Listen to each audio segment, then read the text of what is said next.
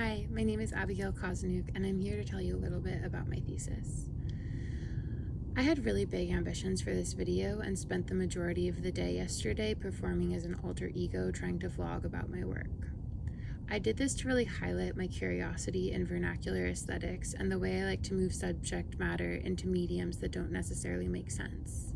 You'll see this in my work as I move my physical body into digital spaces and my intimate feelings into places of public consumption.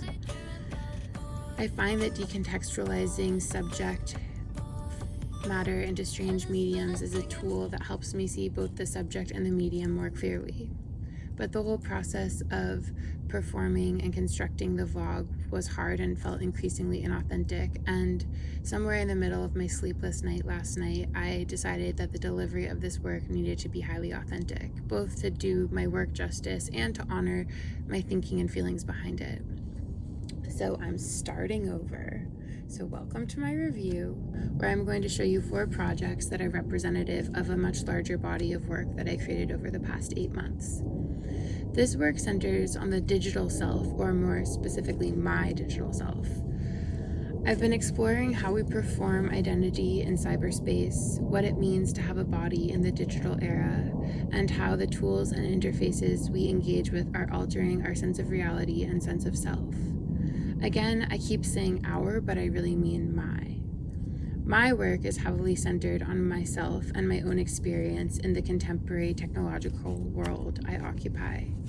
In this body of work, I'm mostly drawing on my designer self and my feminine self as drivers of these explorations. As a designer, I am questioning how the design of these platforms can be played with or challenged to better understand the interactions that are occurring, and if through doing this, I can regain some control over my digital life. As a woman, I am drawing on a lineage of feminist inquiry into self-image making, into cyberspace as an equalizing space, and into the body as a site of power. The most direct representation of this methodology in my work is a series of images I created of Tana Mojo, an infamous YouTuber.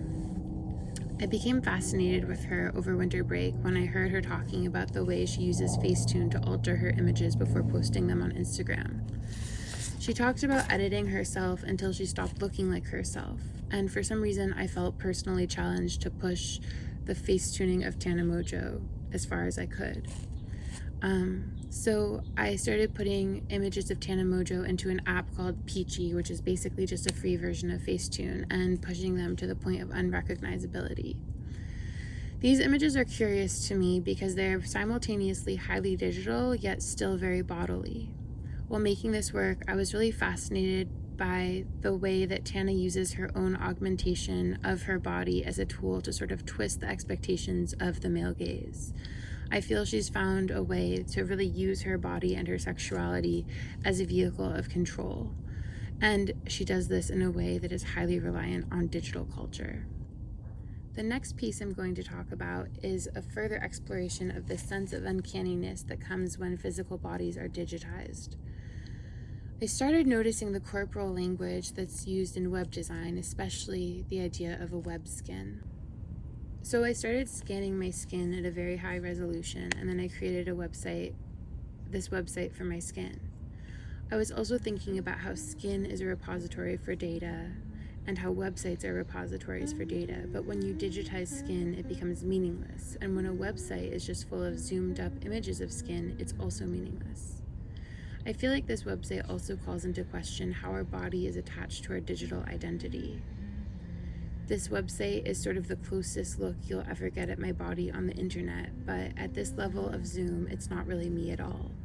In my details, I am almost indistinguishable from any other white body. This website is also an inquiry into how I hold power in my digital presence. I wanted the website to autoplay sound so that it would be a little intrusive as people looked at me in extreme detail.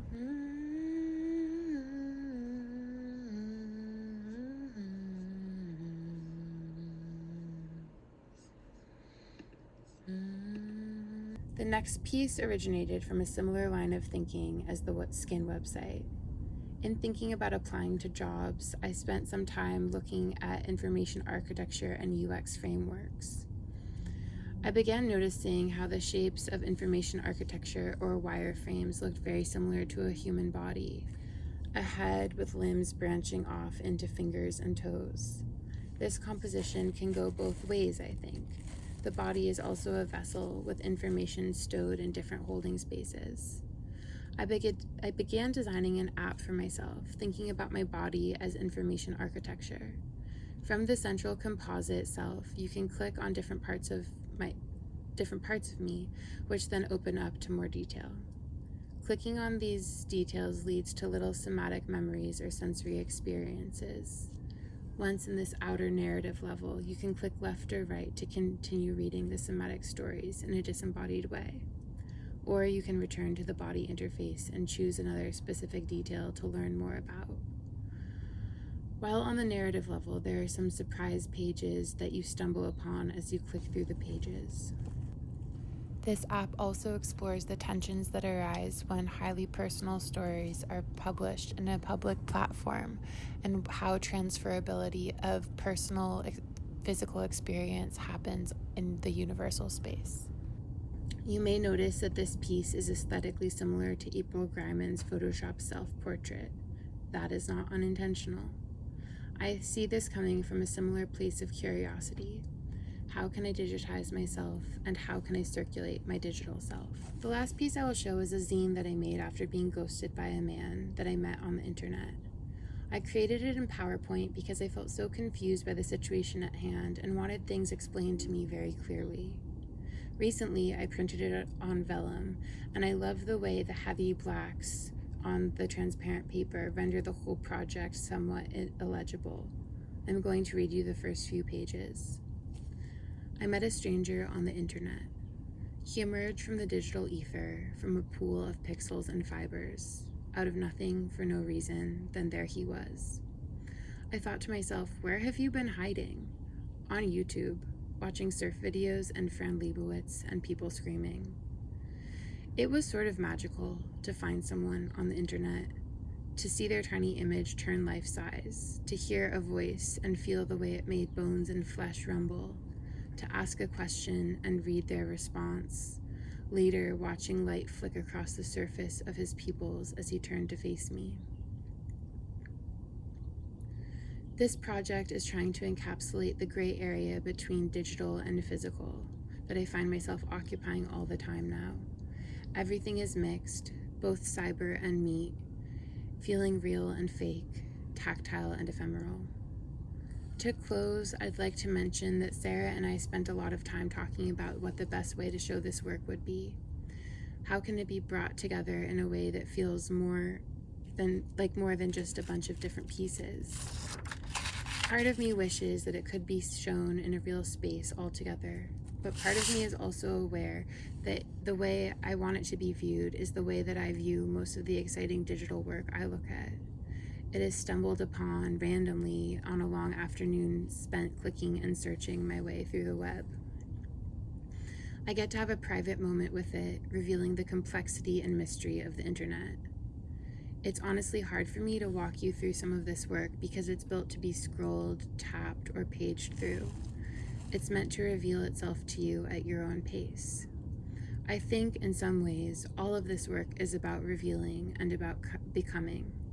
It's about taking control and then surrendering control. It's about trying to collapse binaries in on themselves and saying, look, it's all just mush. Thank you.